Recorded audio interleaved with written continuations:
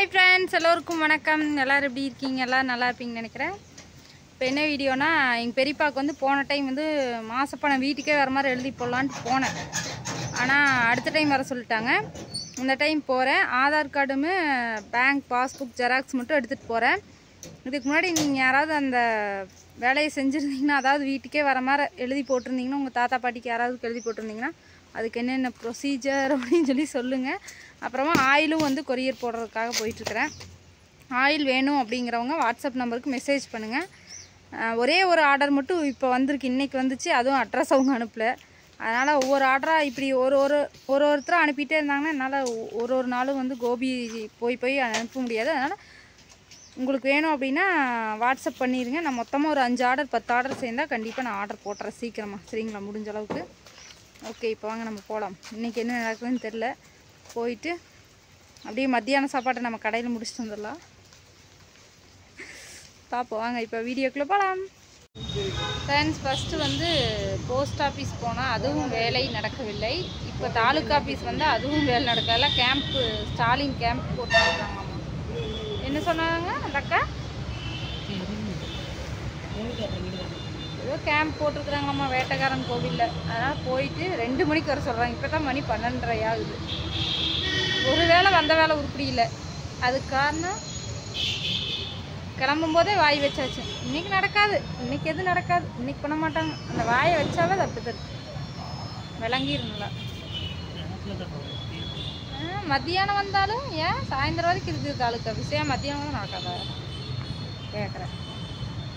இப்போ வந்து என்ன பண்ணுறேன்னா, மத்தியானம் சாப்பாடு சாப்பிட்டு இந்த அக்கௌண்ட்டுக்கார் தெரியத்தனம் பணம் மேலே அனுப்பிச்சு திருப்பி அனுப்பிட்டு சரியா? இப்போ சாப்பிட்டு நம்ம கிளம்பிடலாமா?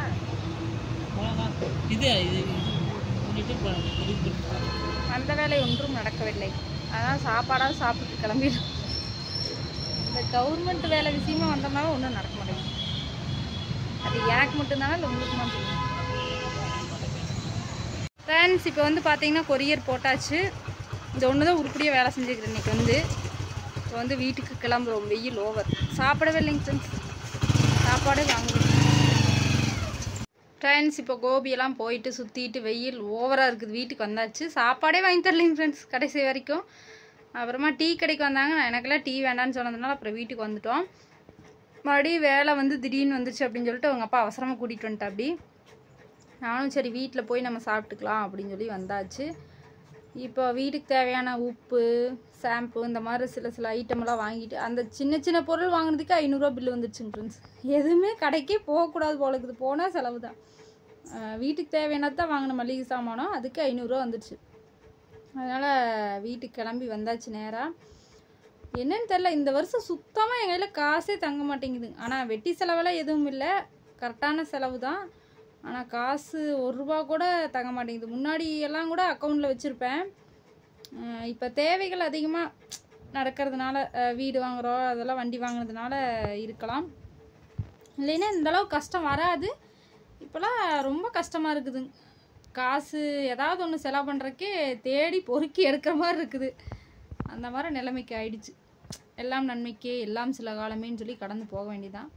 ஆனால் வேஸ்ட்டு செலவெல்லாம் நான் பண்ண மாட்டேன். சேவிங்ஸ் தான் எல்லாம் பண்ணுவேன். என்னன்னு தெரில, இப்போலாம் சுத்தமாக கையில் காசு இல்லை. அதனால் அவங்க அப்பா வேலைக்கு போகிறேன் அப்படின்னு சொல்லிட்டு வேலை வந்துருச்சுன்ட்டு ஒரே ஓட்டமாக வீட்டுக்கு வந்தாச்சு. இப்போ வீட்டில் தான் இருக்கேன். இந்த கவர்மெண்ட் வேலைக்கு போனாவே இப்படி தானே, ஒரு டைமுக்கு 3-4 டைம் நடந்தால் தான் நடக்கும். ஏதாவது ஒரு அதிர்ஷ்டவசமாக ஒரு சில வேலைகள் சீக்கிரமாக நடந்துடும். ஆனால் இந்த மாதிரி வேலைகள்லாம் நடக்காது. பார்ப்போம்.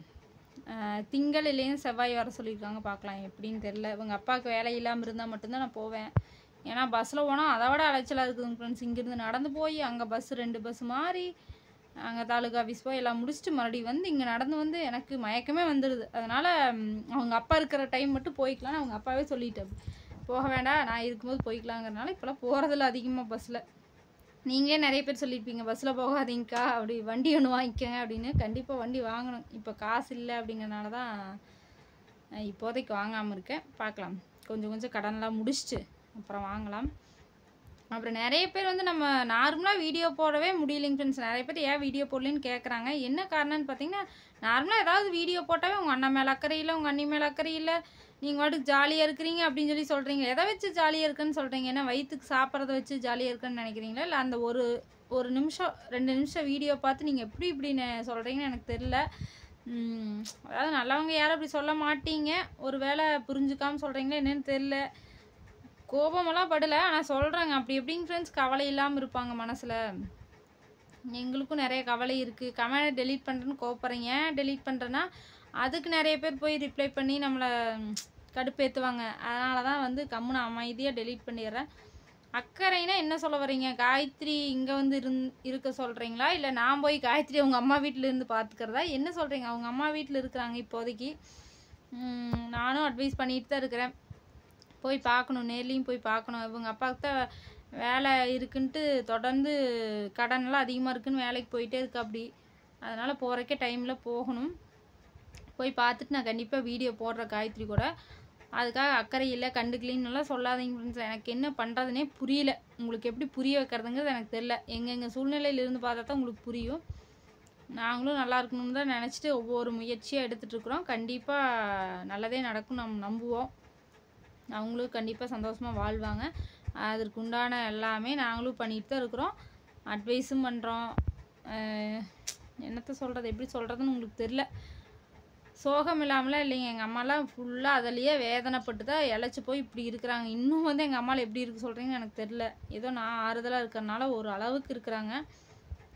ரொம்ப வந்து அவங்கள காயப்படுத்தாதீங்க, தயவு செஞ்சு மெசேஜ் பண்ணி காயப்படுத்தாதீங்க. எந்த ஒரு பெத்த தாய்க்குமே வந்து பையன் இப்படி இருக்கிறது வந்து சந்தோஷமாவோ கவலையே இல்லாமல் நிம்மதியாக சாப்பிட்டு 3 வேளை இருக்கிறதோ அதெல்லாம் யாரும் பண்ண மாட்டாங்க. ஒரு சிலர் இருப்பாங்களேன்மோ, ஆனால் நாங்களாம் அப்படி கிடையாது.